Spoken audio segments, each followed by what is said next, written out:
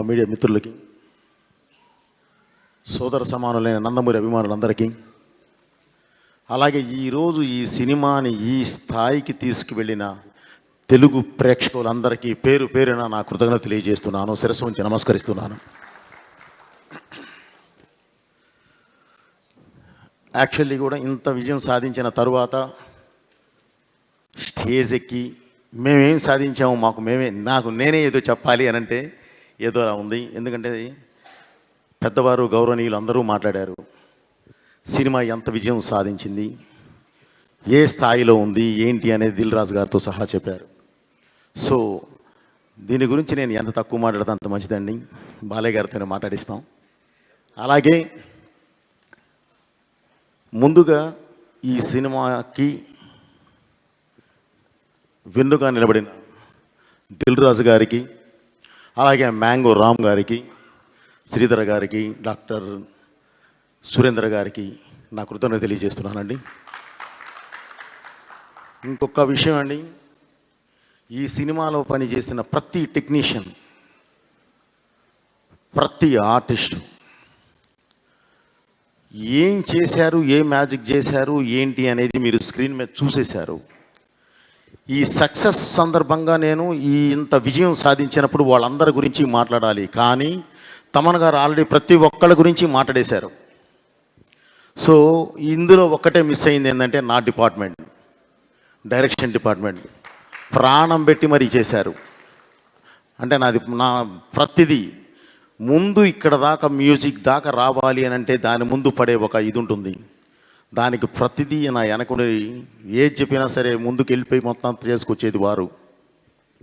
తర్వాత ఎమోషన్తో పాటు నేను యాక్షన్ ఎక్కువ పట్టుకుంటాను. కథ రిచ్ అయినా సరే, ఏ రిచ్ అయినా సరే నేను పట్టుకున్నప్పుడు దానికి యాక్షన్ నాకు ఉంటుంది. దానికి నాకు బ్యాక్ బోన్లో నిలబడాల్సిన వాళ్ళు మా మాస్టర్స్ రామలక్ష్మణ్ మాస్టర్ గారు, ప్లస్ వాళ్ళ అబ్బాయి రాహుల్, అలాగే ఒక మంచి ఫైట్ సెకండ్ హాఫ్లో ఒక ఫైట్ చేసిన రవివర్మ గారు. వీళ్ళందరూ కూడా ఏ పరిస్థితుల్లో పనిచేశారంటే అసలు చెప్పలేము. ఒక ప్లేస్కి వెళ్తేనేమో బాడీ అంతా వంకరపోద్ది, -12 కట్ చేస్తే మళ్ళీ గంగమ్మ తల్లి మీద చేసేటప్పుడు +48, ఓన్లీ 2 days గ్యాప్లోనే వచ్చి చేసాము అది. ఇంత దీనిలో కూడా ప్రతి ఒక్కళ్ళు ఎవరు ఏంటి అని అడగల. సినిమా బోయపాటి గారు ఉన్నారు అక్కడ, మనకు ఆ సినిమా ఉంది, మన సినిమాని గెలిపించుకోవాలి అంతే అని ప్రతి ఒక్కళ్ళు వచ్చి నా వెనకాల నిలబడ్డ ప్రతి టెక్నీషియన్కి పేరు పేరున నా కృతజ్ఞతలు తెలియజేస్తున్నాను. అలాగే నా ఆర్టిస్టులు కూడా. ముఖ్యంగా ఈ సినిమాని ఒక ప్లాట్ఫామ్ మీద తీసామండి. ఈ సినిమాని ఇందాక మామూలుగా కొంతమంది మీడియా సోదరులు కూడా చూసినప్పుడు చాలా బాగుందండి, ఇంకా ఏం కావాలి దీనికి అని అడిగారు. సార్ మాకు డబ్బు వద్దండి, డబ్బు గురించి మేము ఇది తాపత్రయపడలేదు. కలెక్షన్స్ ఎటు వస్తున్నాయి, బ్రహ్మాండంగా ఉన్నాయండి, చాలా బాగున్నాయి, బాగా వెళుతుంది, అందరూ చూస్తున్నారు, ఆదరిస్తున్నారు, ఫోన్ చేస్తున్నారు, అప్రిషియేట్ చేస్తున్నారు. కానీ ఇంత మంచి సినిమా అంటే ఈ తరానికి దేశం గురించి, ఈ తరానికి ధర్మం గురించి, ఈ తరానికి దైవం గురించి ఇంత గొప్పగా ఒక మంచి కమర్షియల్ ప్లాట్ఫామ్ మీద చెప్పినప్పుడు ఇది జనంలోకి వెళ్ళాలి, ఇది జనంలోకి తీసుకెళ్ళండి సార్, చాలు, వాళ్ళు ఆదరిస్తే చాలు అని చెప్పానండి. సో ఈ సినిమాని ఇంత పెద్ద హిట్ చేసిన తెలుగు ప్రేక్షకులందరికీ పేరు పేరున మళ్ళీ నా కృతజ్ఞత తెలియజేస్తూ, భారతదేశం అంటేనే, భారతదేశం ప్రపంచంలోనే ధర్మ గ్రంథాలయం. భారతదేశము ధర్మానికి తల్లివేరు లాంటిది. ఆ తల్లివేరు వేర్లుగా పాకి ప్రపంచానికి మొత్తం రూట్ చూపిస్తుంది. దాన్ని నమ్మిన దేశాలన్నీ అద్భుతంగా ఉన్నాయి, నమ్మని దేశాలన్నీ ఇంకోలా అయిపోయినాయి. అలాగే ఈ సినిమా, ఈరోజు ఈ సినిమాలో నేను ఒక డైలాగ్ చెప్పానండి.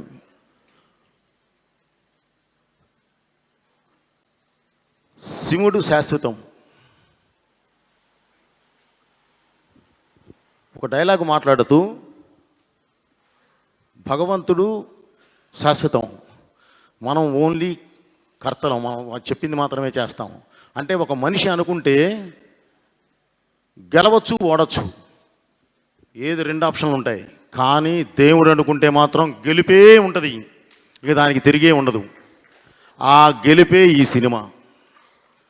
అలా దేవుడు వెనకాల నిలబెట్టి గెలిపించిన సినిమాయే ఈ సినిమా.